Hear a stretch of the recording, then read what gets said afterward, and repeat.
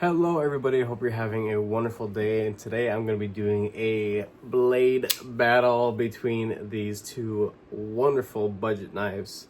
This designed by AM8 Knives, this designed by Azusa Blade Works. This is the Coachis, this is the Kista. A lot of similarities between the two. Yes, very different design overall, but there are plenty of similarities that I think deserve a little bit of a competitive video. So I'm going to take you guys down. We're going to break these down completely, talking about blade performance, the build quality, in and out of the pocket, deployment method, all the good stuff, because these guys are just under $5 of a difference between each other. So we're going to go through all major details right now. Alrighty, so let's get into this. We have here up top, this is the Kista, and this is the Coachis down here. These guys are exactly the same length overall, and I will be linking down links for both of these. This one, I believe you can find it on Amazon and White Mountain Knives. Hopefully it's still available on White Mountain Knives, so you can use the 10% discount code. I typically end up using Lefty EDCs, which is, I think, Lefty 10 or something like that. I don't have my own code yet for White Mountain Knives, not a big deal, whatever. And then this is, I guess, only found at AZ USA, potentially White Mountain Knives. I'm not 100% sure, but I'll link them down so you guys can see like the dimensions and those kinds of stats. The only one that I could really provide right now is really just the weight. Do it real quick just to get it out of the way. So Coachi's first, 3.8. These are rather dense feeling compact knives, 4 ounces. So close, but you can definitely tell that this one weighs just a little bit more for some reason. I'm willing to bet it's the fact that this has holes in the scales and liners and this doesn't. So both of these knives are produced by Miguron Knives. Miguron is a overseas Chinese production company that does really good stuff at a very well-rounded price point. Their budget stuff, which is what this represents, it's great. I love their budget quality, and I've also experienced some of their premium stuff too. They do things in M390 and I think S90V. They also do a lot of like micro mill titanium, and they do some anodizing here and there. Nothing super crazy, but their milling is just beautiful, and they don't tack on a lot of crazy pricing just because of some extra fancy milling. A lot of weight relief. They definitely focus and dial in their action, the smoothness overall. It's just stuff that's all across the board. You can definitely count on them for having really good action. Definitely, even all the way down to their affordable stuff. So this has skiff bearings within the pivot. And as you can see, it's beautiful action. Nice and clicky detent. Now, the factory bearings were just as good, right? These have yet to break in because I just put them in like last week or so. And this has skiff thick washers. It's just a preference. This also came with bearings at first, so the action is exactly the same. The manufacturing quality between the two are exactly the same because they're made by the same exact freaking company. Hardware is the same, stock thickness is the same, material thicknesses are the same, milled pocket clip, they are similar in and out of the pocket, but one has more character than the other. And here on the Kista, go ahead and close these real quick.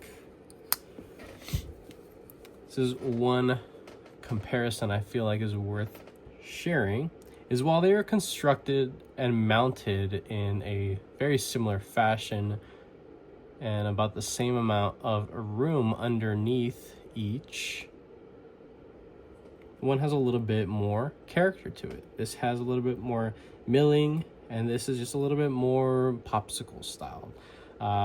Neither create hot spots, which is really nice. So you can go and gorilla grip this thing all day if you want to, in different grip positions, and it's just not going to poke you in any way. So the carrier experience on both of these is absolutely wonderful. we could talk about the blade material. Both of these are in well heat treated 14C28N. This is satin. This has a beautiful PVD coating that is rather robust. Both of these knives have received 16 to 17 degree edges, and as you can see, they are pretty much the same, very similar thicknesses behind the edge. The height, the length overall is damn near the same. The amount of usable blade length, you might get a little bit more with the Coachis here, but not much more. You do have similar design with having a forward finger choil there. This one I had to put in that little sharpening choil notch that is mainly for, you know, my preference. This one I didn't have to do anything to it, which is kind of a big deal. There are some people that really did not like this particular design because of the stop pin placement and how close it is to the live edge. Many people would consider it hitting the live edge at a certain point. If you want to get the maximum amount of performance on a blade of this dimension, you want to lay it back as much as you can. So 15, 16 degrees, 16, 17 degrees is definitely as far down as I am able to go with my current sharpening system. And what I had to do was, well, put in a little sharpening notch right there so I can hit all the way back. So quick little fix with a Dremel, but not everybody is willing to do something like that. So on this particular design, because of how the blade is shaped, you don't have to do any of that. You can sharpen it just like that and not have to worry about any weird smiles or any like nonsense going on there. The stop pin placement is pretty much constructed in the same spot, but because of how the blade is shaped per designer, it just hits different, literally. So these are, again, constructed damn near the same. The detent, the feel, everything is exactly the same. The only difference is really just what's in the pivot, and that's something that I changed myself, so I'm not going to really compare that. I will say that the Coachi is a little bit more versatile because it does excellent with washers and bearings, and then the Kista here by AM8, it really is just better with bearings versus washers. I believe it's because of the lack of texturing here on the studs, and you do not have as much height to the front flipper like you would the Coachis over here.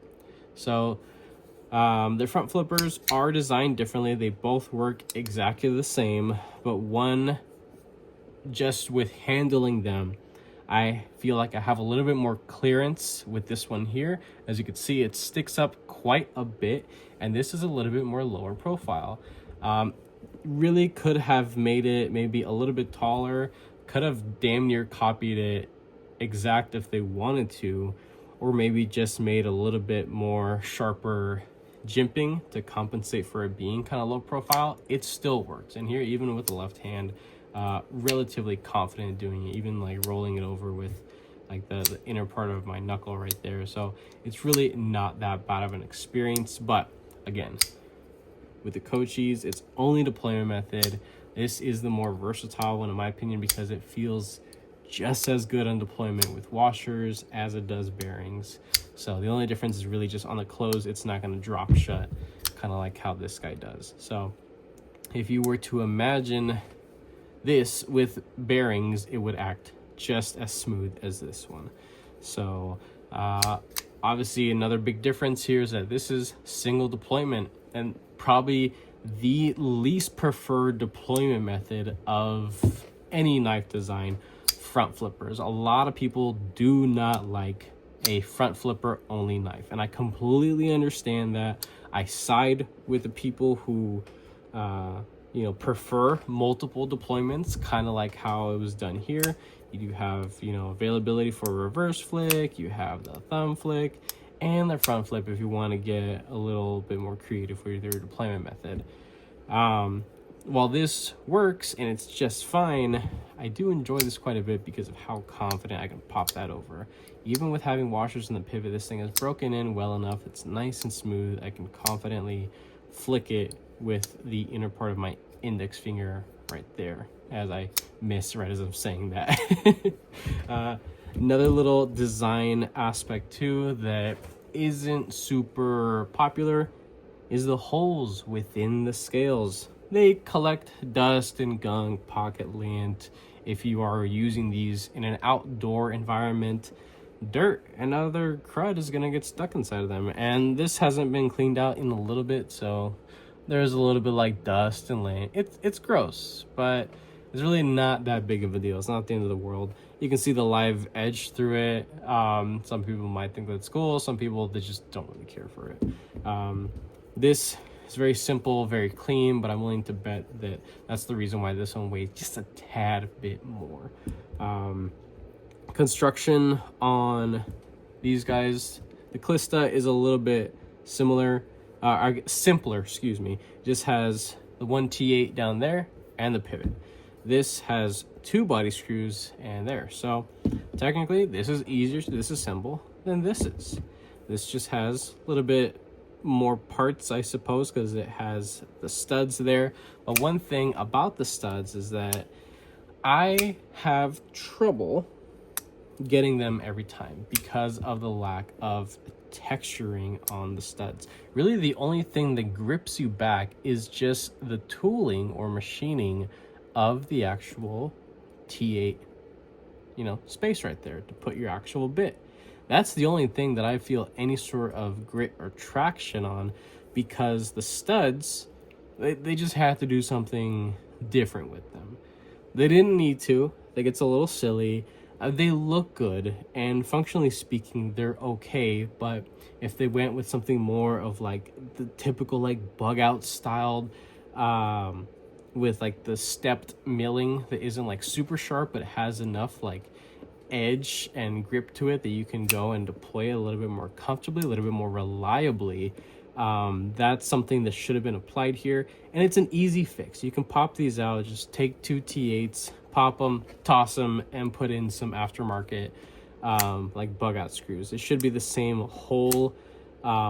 If it's not, then you can probably just open it up a little bit with a Dremel or something just to widen up the hole a little bit, just so it can fit. If you're willing to do that kind of modification, that's probably something I'm going to do eventually. I'm probably going to pick up some like Flightanium aftermarket studs and just throw them in here. I think that's probably what I'm going to do if this model is going to stick around any longer, because I'm not a big fan of the studs. I wish that they had a little bit more texture on them. But the only thing that I do like about this versus this is that it does have multiple deployment methods, and a lot of people will definitely choose that over something that's just a single deployment method that is only front flipper. The front flipper here, while it's done excellently with the D10 and the tension and the height and how much room there is, I mean, it's good, it's gold, it's wonderful. But not everybody is as comfortable with just a front flipper. So there is that major difference. Now, talking about the actual utility and performance of both of these knives. One is, in a way, just slightly greater than the other.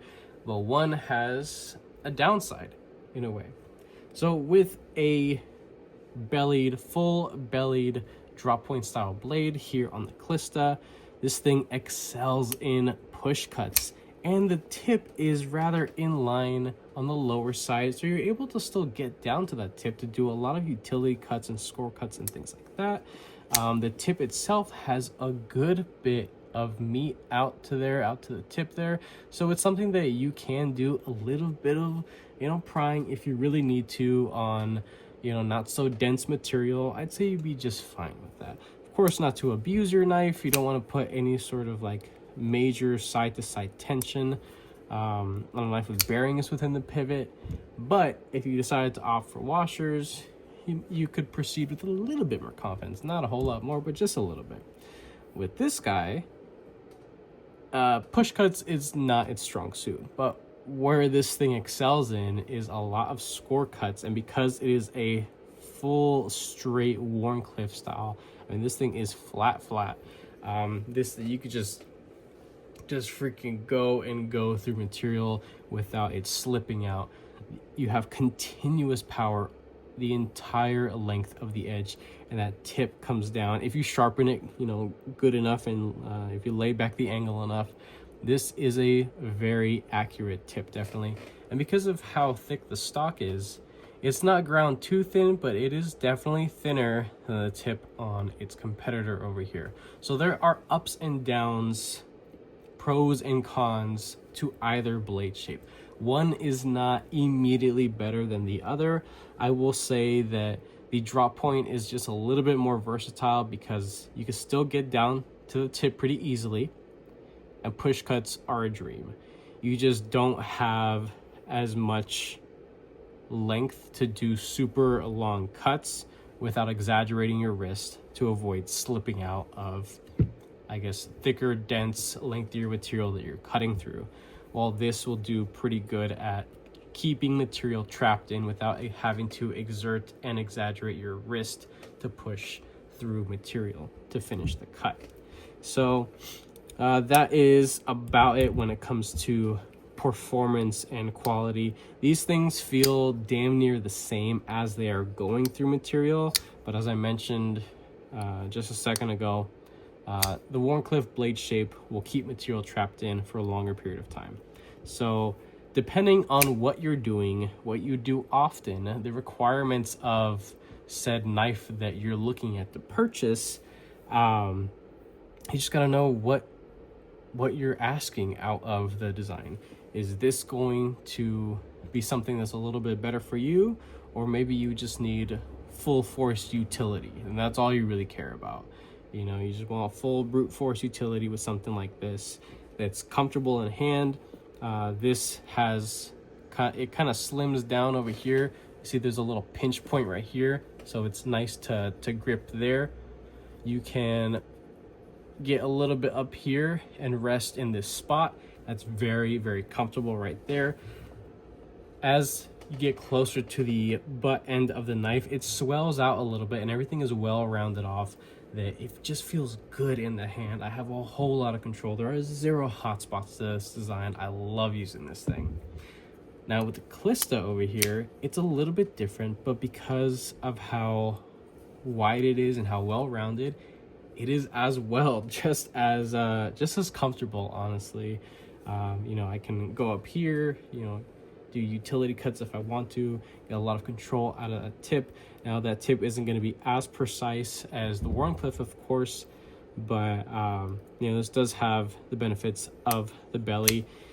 The scale itself, or the overall shape, it doesn't flare out or taper down too dramatically. It does have this kind of end over here that it's kind of square in a way. It looks a little blocky, but I personally don't mind it. I'm gonna be continuously up here in this finger troll space, even up to the second knuckle. It's roomy enough for me, but if you have thicker fingers, it might be a little tight for you potentially. So if you want to just like one knuckle it like right there, that's a good spot to be in. I feel locked in enough using my own hand finger strength, but because of how this is shaped, I feel like the ergonomics and the shape of pretty much this half of the knife up here, there's a lot of shape and design to it and ergonomic thought that went into it to help you lock in a little bit better. Another thing too that is a part of the front flipper aspect, but also to act as jimping, the jimping quality on both of these are exactly the same. Coated and uncoated, they feel pretty similar, but this is a little bit more exposed here, while this isn't at all. It's essentially completely flat, flush, and hidden, so you don't really get to interact with that much. I think this would definitely have benefited from having jimping that went out to at least the top of these studs here. I think that would have been nice. It would have been a good little spot for traction, or even further up.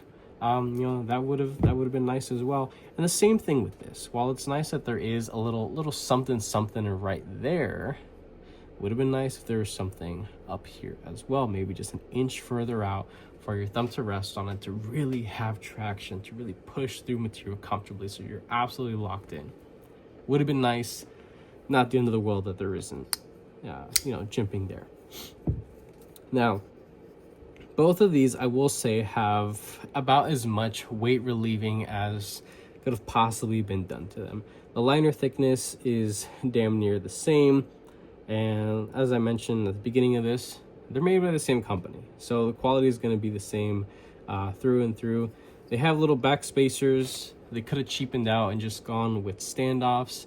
But it's nice that the thought was there. You have a much larger back spacer, not a full length, more of like a half length back spacer here with the Coachis. And here on the Kista, you have this tiny little back spacer. It's so tiny, it's almost pointless. But at least the thought was there, right? The disengagement of both of these knives is extremely roomy and comfortable. You have a good cutout on either or, but the Kista here just has a little bit more room because of how it's shaped. It's a little bit tighter here on the Coachis, but not to say that it's uncomfortable. You can just tell that it is a much tighter fit for your thumb, while the Kista has a whole lot of room to disengage. Lockup on both of these is going to be essentially the same. The detent strength, just everything else is just the same about it. When these things are fully, it doesn't really matter if they're deployed or not, but the height of each one, I feel like the Kista is just a tad bit lengthier, but because of how much blade they pack into each one, that's where you get the possible, where you make up the length so that way that they are damn near the same. So the Coachis packs in a whole lot more blade. You can see it comes out to like right there, while the Kista is a little bit shorter. You have a little bit more material here that is unusable blade length, of course, because of how it all ends here and how it's designed. So if this thing was shaped a little bit more bulbous or a little bit more round, they would have been able to make a slightly larger, potentially broader and lengthier blade, which would have been nice and would have made this thing actually a little bit bigger overall. So what do I prefer? Realistically, between the two, while I love having the extra deployment method and the utility of a standard drop point, I really do like the Coachis just a hair bit more. I don't know exactly what it is that turns me on to this knife over the AM8 Kista, but it's just, I don't know. This is just, it's for me. I like it enough. Despite the little design hiccup with having the stop pin placement back over here and how it hits on the blade, with a little bit of time cut out of an afternoon, I was able to make a good size sharpening trowel that I can continue sharpening without creating a janky looking smile, and continue enjoying this design and all the utility that it offers. As I mentioned earlier, it is the more versatile one with pivot systems, because this thing is beautiful on bearings as it is on washers as well. And right now it has washers and I do like it quite a bit.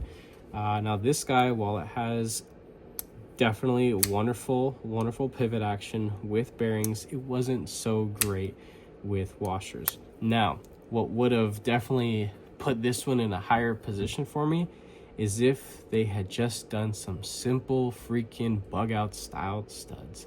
They didn't have to do this weird rounded dome looking crap here. It doesn't work as well as they thought that it would have, but it's not that big of a deal because, as you can see, it's still pretty easy to get to. It's just, reliably speaking, for me, I think a different design would have been a little bit more reliable. If the front flipper was a little bit was a little bit taller, a little bit more angular, and had a little bit more room to pop over with more confidence. I think that's something that would have definitely won this thing over for me. And as well as the blade grind, this is a flat ground blade. This has enough stock and there's enough room here to have had a not a super deep hollow, but a shallow hollow at least. It would have been really, really nice. If those things were implemented, this Kista would have blown this thing miles out of the water. But the simple fact of the poor stud design and the way that the front flipper is in comparison to this is just done right. It really is just done right. Again, they're both very easy to deploy. They're comfortable in hand, in use, in and out of the pocket. They're both incredible designs. So it really just does depend on what you're looking for blade shape wise. These things are damn near the same. This guy, I believe, was about $53, and this was about $48. I believe about $48 on pre-order. This was about $40. And this, well, I mean, this wasn't offered in pre-order, so it was just as is. So if you were to get one of these on pre-order, this is just a much better deal than this. You know, you get all the same materials. You get the titanium, or I believe the steel pivot collars. You have the tie clips, which is nice. This comes in a multitude of different colors, coated and uncoated blades. This only comes in 2 different flavors, and the other one just has black G10. This is, pretty smooth, and this is pretty much the same as well. So this has a little bit of more, I guess, design character. It has the logo of AZ USA, and this is just blank. They could have put the AM8 logo on the pivot, as they've done with other designs in the past, I believe, and removed it from the blade there. Not that big of a deal. Regardless, both of these designs are wonderful, wonderful little budget knives that I'm sure anybody would appreciate having in their, daily or weekly rotation, whatever it is. But I think for me, the winner is going to be the Coachis here. And if AZ USA, Azusa Blade Works, if you guys are watching this video and you've gotten to this point, please make a XL version of this thing. I think that this would translate beautifully to a even a budget one, or maybe even a premium one as well. I would definitely suggest changing that stop pin and doing internal garage stops. That would immediately solve the problem that a lot of people were having with how this thing was designed. But I think this thing is the winner for me. Let me know what you guys think down in the comments. This video was a little bit longer than it really needed to be, but there was a lot to go back and forth over between the two, really trying to justify to myself, what do I enjoy using the most? And it's gonna be Coachis here, just because of its utility and just the perfect design of that front flipper. They got one deployment and they did it right. Love that. If you guys like this video, go ahead and leave a like down below. If you are subscribed, thank you so much. I appreciate all your support and your patience, of course. If you're not subscribed, please consider subscribing, because I have plenty more videos and content coming your guys' way. And with that being said, I hope you have a wonderful rest of your day.